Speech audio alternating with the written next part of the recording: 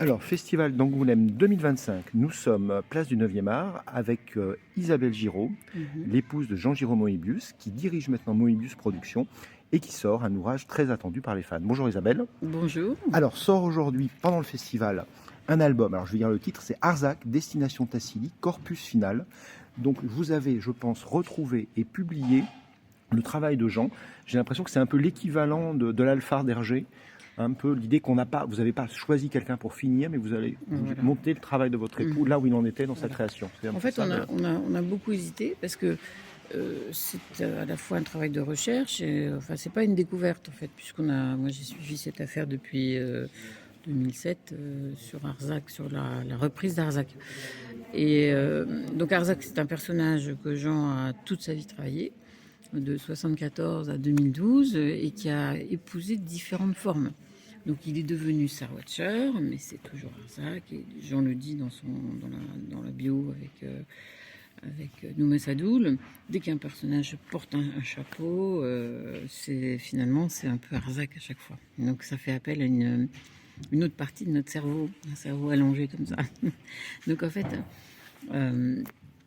le projet, alors donc Jean a toujours projeté Arzac dans différentes histoires, dans Inside Moebius à la fin, donc il a vécu avec ce personnage, et le projet vient au départ d'un intérêt pour de la firme de Kurosawa pour faire un film autour d'Arzac.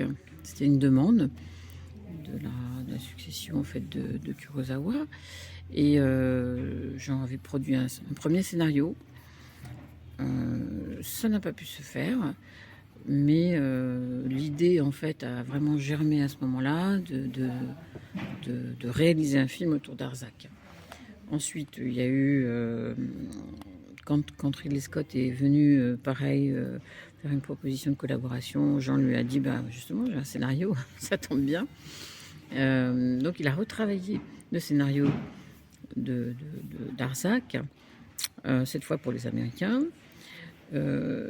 Donc là, Ridley Scott l'a fait lire et l'avait même fait retravailler par un de ses scénaristes, mais c'était tout à fait différent, tout à fait autre chose. Ça correspondait absolument pas à ce que Jean avait proposé. Il avait écrit quasiment en fait tout le scénario, en fait tout le synopsis. Donc à ce moment-là, il en a remis une couche, je dirais. Il a refait le scénario il a ajusté encore une fois. Et comme le film ne se faisait pas, que finalement c'était quand même vers 2010, il s'est dit à un moment donné, bon, puisque ça n'avance pas, moi je vais me faire mon film sur le médium que je connais le plus, c'est-à-dire la bande dessinée. Et là donc il y a eu un quatrième scénario. Quatrième scénario, fait cette fois pour une bande dessinée.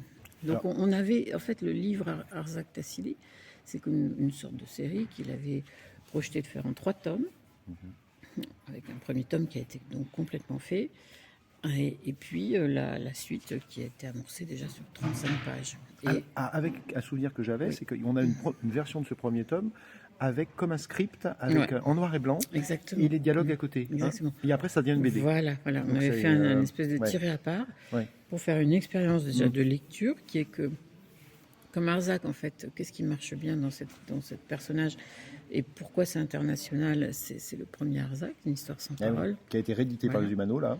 Oui, qui vient d'être. Voilà, pour donc les 50 ans. C'est parti comme ça dans le monde entier, plus que Blueberry, parce que justement, le fait de ne pas avoir besoin de traduction, c'est formidable.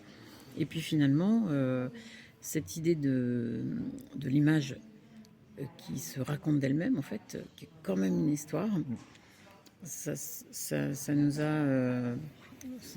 a projeté dans ce tirage de tête dont vous parlez, et où on avait séparé le texte, légèrement retravaillé quand même par Jean, de l'image qui était en niveau de gris. Voilà. Et donc là, quand à la disparition de Jean, on s'est dit mais comment on va faire? Qu'est-ce qu'on va faire avec ça? Et ça a mis tant de temps parce qu'à un moment donné, je l'ai proposé à un dessinateur et même à d'autres. Mais j'ai senti tout de suite comment dire, une sorte de timidité en fait à dessiner derrière Jean et surtout les 15 dernières pages, Ouais. etc.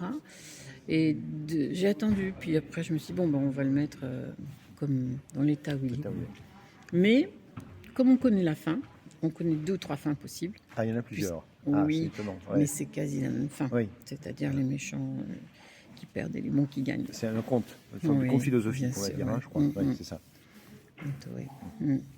Alors du coup, on a tout ça, c'est-à-dire on a le premier Arzac, mais qui est plus en BD, qui est retravaillé avec les textes à côté. Oui, de la façon, mais d'une façon différente. Encore différente. Parce que là, on a quand même, on n'a pas un niveau de gris, mais on a la couleur. La couleur, ok. On a le texte qui est travaillé d'une façon théâtrale, avec comme quand vous lisez une pièce de Le théâtre. Ok. Donc, un tel dit ça. Ouais. Enfin, on n'a pas le personnage, 2 points, et puis la citation de la phrase, mais c'est un petit peu comme ça. On a voulu bien distinguer la voix off, la description de la scène, et puis les dialogues.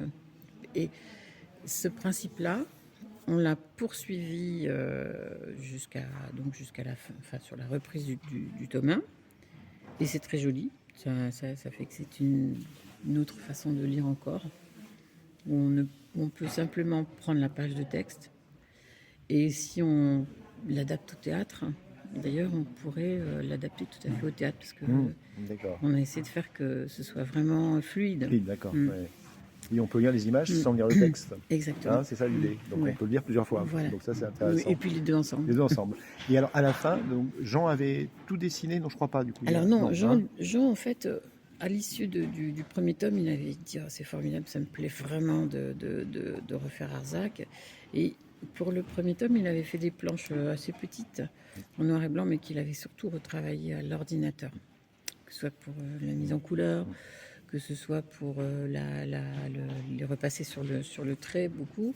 Donc les planches sont déjà différentes. Les planches du premier tome sont déjà différentes en fait de l'album final, qui est vraiment avec voilà. Et en plus pour ce premier album, il avait aussi fait des planches où il reprenait le trait, mais il a fait de l'aquarelle dessus. Donc il avait déjà aussi donné une autre version couleur, dans le sens où c'était une couleur faite aquarellée, très belle.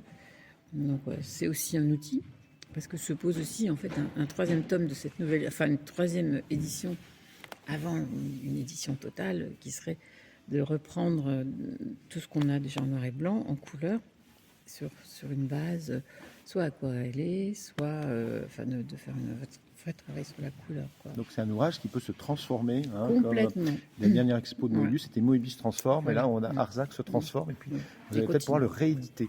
Bah, c'est intéressant, ça fait quand même 248 pages. Hein, Voilà. donc c'est un pavé Un pavé. qui vient de sortir, et vous avez tiré ça à beaucoup d'exemplaires du coup. 5 000 exemplaires. 5000 exemplaires, voilà. On va faire un tirage de tête. Oui.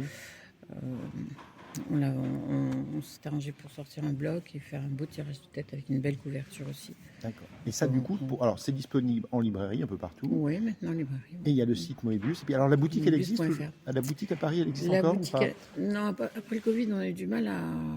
Moi, j'ai fait des réunions de travail, on prépare nos projets, mais on a du mal à ouvrir tout le temps parce que c'est. Mais par contre, on a quand même rénové un peu la boutique, on l'a appelée Espace Moebius, de façon à ce que ça serve peut-être à d'autres auteurs, parce que finalement, il y a beaucoup d'auteurs qui sont vers Toulouse, Oui, on peut faire des petites vers expositions Bordeaux, peut-être. c'est l'espace de Moebius qui est presque à la disposition de Moebius, mais d'autres auteurs de D'accord. bande dessinée un jour s'ils le veulent. Oui, parce qu'on voit, il y a une expo à Angoulême sur la science-fiction, on voit comment il a inspiré plein d'auteurs de bande dessinée. Voilà. Hein. Donc du coup, ça serait peut-être intéressant de travailler là-dessus. Oui. Alors dernière question, on évoquait au début Arzac et le cinéma. Oui. Je me souviens d'une petite série de films d'animation. Alors est-ce que Arzac a une chance de se transformer au cinéma ou au théâtre du coup, parce que vous disiez que Je pense que ce serait formidable, puisque Ouais. en fait c'était vraiment un des désirs de Jean, en fait, de faire un très beau film. Alors, est-ce que c'est un dessin animé ou est-ce que c'est du cinéma réaliste? Tout est possible, parce qu'il y a tellement d'indications, que ce soit pour des costumes, des décors, de l'action, et surtout que ce storyboard-là, enfin ce synopsis, il l'a réellement pensé pour un film. En pour fait. le cinéma. Ouais. Donc peut-être qu'on Donc c'est très en action en fait. on prépare, enfin vous préparez peut-être un prochain film de Moebius qu'on aimerait bien voir au cinéma. J'aimerais bien. Ouais. Et ben voilà, peut-être une bonne nouvelle pour 2025. Isabelle Giraud, merci beaucoup. Le site c'est moebiusprod.fr. Voilà. Non, moebius.fr. Moebius.fr. Et puis il y a une newsletter qu'on peut s'abonner. Il y a plein d'autres jolis produits dérivés à acheter. Voilà. Oui, parce que Voilà. tout support est bon du moment que l'image est belle et que ça fait parler de l'œuvre de Jean. Merci.